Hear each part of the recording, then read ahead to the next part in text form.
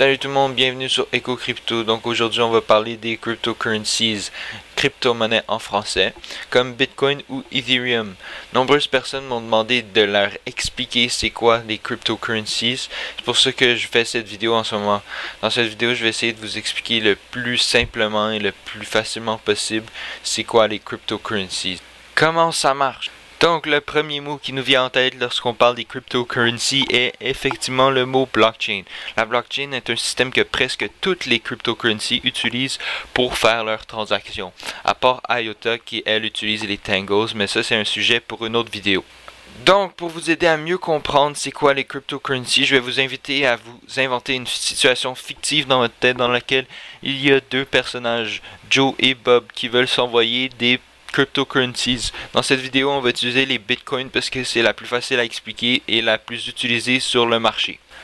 Par exemple, si Joe possède un bitcoin et qu'il veut l'envoyer à Bob de son bitcoin wallet vers celui de son compatriote, on va pas parler des bitcoin wallets et des clés publiques et privées tout de suite.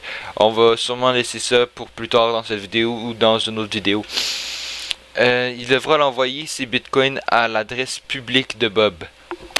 Quand Joe envoie sa transaction, elle est encryptée et envoyée sur la blockchain, la liste de toutes les transactions en attente de confirmation. Quand la transaction de Joe arrive sur la blockchain, elle est ramassée par des mineurs. Les mineurs, c'est des personnes qui utilisent leur ordinateur pour décrypter des encryptions à l'aide d'algorithmes très compliqués.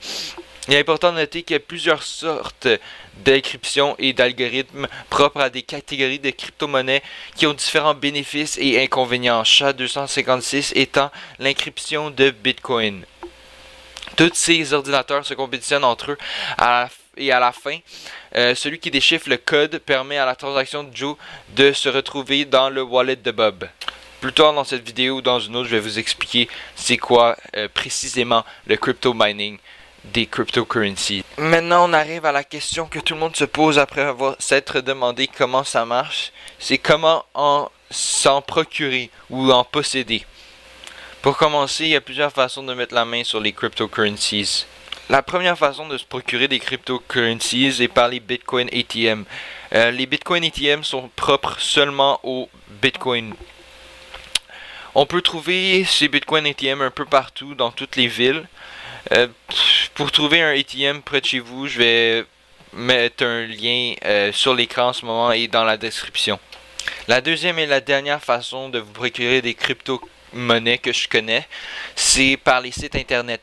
Comme moi, personnellement, je vais proposer Coinbase parce que c'est un site très fiable que j'utilise depuis le début que j'achète des crypto-monnaies. Puis c'est très utilisé partout dans le monde. Je vais mettre un lien dans la description et sur l'écran pour pouvoir que vous puissiez y accéder facilement. Lorsqu'on parle d'acheter des crypto-monnaies, on parle aussi de les stocker. Donc pour les stocker, il faut des wallets. Je vais diviser les catégories de wallets en trois, allant de la moins sécurisée à la plus sécurisée. Pour commencer, il y a les wallets en ligne comme Coinbase que je vous ai expliqué, qui est pas juste une façon d'acheter vos crypto-monnaies, mais aussi qui peut les stocker. Ces wallets sont à mon avis les moins sécurisés parce que tout votre argent est entre les mains d'une compagnie qui peut se faire pirater à tout moment. Cette situation arrive souvent dans le monde des crypto-monnaies. C'est pour ça que je vous conseille d'être très prudent avec vos crypto-monnaies et comment vous utilisez et vous les stockez. Le deuxième type, le plus sécurisé à mon avis, c'est les wallets qui sont des programmes sur votre ordinateur. Leur sécurité dépend uniquement de la vôtre.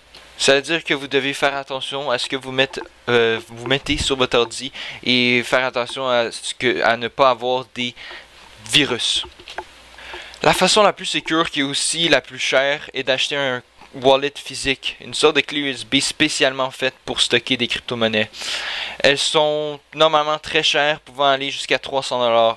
La Ledger Nano S étant la plus populaire en ce moment, celle que je possède, qui m'a coûté environ 200 $. Il est impossible de pirater cette clé sans l'avoir en sa possession et même là c'est très difficile. Bon, passons maintenant au fonctionnement du wallet. Le wallet ça marche avec généralement en En gros, ça marche avec deux lignes de code, une clé privée et une clé publique. Généralement, ces deux clés sont stockées dans votre wallet, quand vous allez sur un wallet en ligne. Ces deux clés sont stockées dedans. La clé publique sert à recevoir de l'argent, donc il n'y a pas de souci, vous pouvez la donner à n'importe qui. C'est la clé que vous allez donner à un ami pour qu'il vous envoie de l'argent par des crypto-monnaies. Ensuite, il y a la clé privée. La clé privée, c'est plus sécurisé. Normalement, les sites de wallet ne vous laissent pas la voir, à part si vous la demandez. C'est la clé qui vous permet d'envoyer des bitcoins ou des cryptocurrencies. C'est souvent caché parce que dès qu'on voit cette clé, on peut juste envoyer vos bitcoins à n'importe qui, peu importe où il se trouve. Le système en tant que tel est très simple et très dur à pirater puisque c'est décentralisé, donc il faudrait qu'il y ait plusieurs personnes en même temps qui piratent tous les ordinateurs qui minent en même temps pour pouvoir pirater une seule transaction, ce qui est pas vraiment, comme on dirait en anglais, worth it. Donc c'est pour ça que d'habitude on voit pas beaucoup de piratage sur la blockchain. Normalement c'est plus les compagnies plus centralisées, monopolisées qui vont stocker toute l'information qui vont se faire pirater. Par exemple les gros sites de wallet qui vont se faire pirater parce que ils sont plus faciles à pirater que la blockchain. Donc passons maintenant au crypto mining. Vous avez sûrement entendu parler de ça, le mining, des compagnies qui font beaucoup d'argent avec ça, ainsi que des personnes qui mettent ça dans leur garage puis ils font beaucoup d'argent. Pour comprendre c'est quoi crypto mining, faut commencer par comprendre qu'il y a plusieurs types d'algorithmes pour chaque groupe de crypto-monnaies. Pour cette vidéo, je vais juste en expliquer 4 pour que ça soit simple et plus facile à comprendre. Donc la majorité des algorithmes sont minés par des cartes graphiques. À part Bitcoin qui utilise SHA-256 qui elle est spéciale, on va discuter de ça un peu plus tard. Donc les 4 algorithmes desquels on va parler dans cette vidéo, c'est premièrement SHA-256, l'algorithme de Bitcoin, Ethash qui est plus connu pour l'Ethereum, l'Equihash qui est beaucoup miné pour le Zcash puis le Zencash. Et finalement, on va parler du CryptoNight. CryptoNight qui est en ce moment l'algorithme qui est le plus populaire en fait en montant. Donc il y a de plus en plus de personnes qui sont en train de l'utiliser à cause des nouvelles cartes Vega qui viennent de sortir. Donc commençons par SHA-256. C'est le premier algorithme inventé. Donc des compagnies ont eu le temps d'inventer des ordinateurs très performants qui servent juste à ça, juste à miner ces crypto-monnaies qui sont appelées les ASIC miners. Donc moi personnellement j'aime pas trop ces ordinateurs parce que en majorité, il y a juste une compagnie qui vend ce type d'ordinateur. Donc, ils ont le monopole sur tout le marché. C'est pour ça que moi, personnellement, j'ai pas acheté de ASIC miner parce que c'est très monopolisé. Puis, c'est très dur à contrôler puis à prédire. Si vous voulez en savoir plus sur les ASIC miners, cliquez sur le lien sur l'écran en ce moment ou dans la description qui va vous amener à une page Amazon où vous pouvez savoir toute l'information dessus. Il y a même le site web sur cette page, donc je vous invite à faire ça si vous êtes intéressé. Ok, passons maintenant à Ethash. Ethash qui est plus connu pour l'Ethereum. Cet algorithme se mine, c'est le plus miné en ce moment par des personnes si on compte pas les corporations, les grosses corporations qui minent ça comme des compagnies. C'est les cartes qui minent le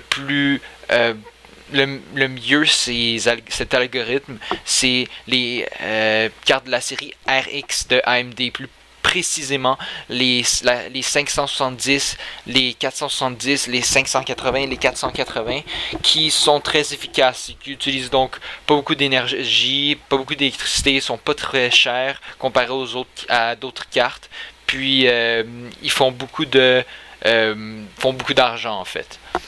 Si vous êtes intéressé par cette carte, je vous invite à soit cliquer sur le lien dans la description ou sur l'écran en ce moment pour avoir plus d'informations sur ces cartes que personnellement c'est ceux-là que moi j'ai choisi pour mon mining rig. Donc, passons maintenant aux cartes Nvidia, les cartes Nvidia qui minent l'Equihash. Donc, l'Equihash est miné par les cartes Nvidia, comme je viens de dire. C'est simple pour ces cartes parce que plus la carte est chère, plus elle fait de la performance. Ce qui semble logique pour n'importe quoi, mais ce qui n'est pas la même chose pour Ethash. Parlant des Ethash, la GTX 1060, donc 1060, est une carte qui mine l'Ethash presque aussi bien que les RX, donc c'est un très bon alternatif. Aussi, les meilleures cartes pour miner le Equihash, c'est à partir des 1070 jusqu'aux plus récentes. Donc tout ce qui est avant la 1060, c'est pas bon, puis je considérerais pas acheter ça. Pour plus d'informations sur ces cartes, n'oubliez pas de cliquer sur le lien sur l'écran en ce moment ou dans la description. Puis si vous avez des questions sur ces cartes, si vous n'avez pas compris quelque chose, n'hésitez pas à laisser un commentaire. Et finalement, on va parler de l'algorithme de CryptoNight qui monte de plus en plus en popularité dernièrement à cause des cartes RX Vega. Donc ces cartes avec pas ces cartes, mais cet algorithme est plus connu pour sa monnaie, le Monero. Donc le Monero est la plus populaire cryptocurrency de CryptoNight. En ce moment, les cartes les plus efficaces pour miner le CryptoNight, c'est les RX Vega. Mais je viens de regarder les prix. Il n'y en a pas beaucoup sur le marché, mais je vous ai quand même mis le lien dans la description et sur l'écran. Donc, si vous voulez plus d'informations sur les cartes, n'hésitez pas à cliquer sur les liens. Donc, si vous avez aimé la vidéo, je vais vous inviter à laisser un pouce vert et de vous abonner à ma chaîne pour plus de vidéos comme celle-ci. Si vous n'avez pas compris quelque chose, si vous avez des conseils ou des questions ou des demandes à faire pour des vidéos dans le futur, je vous invite à laisser un commentaire dans la description, puis je vais tous les lire parce que en ce temps il n'y en aura pas beaucoup. Puis à la prochaine.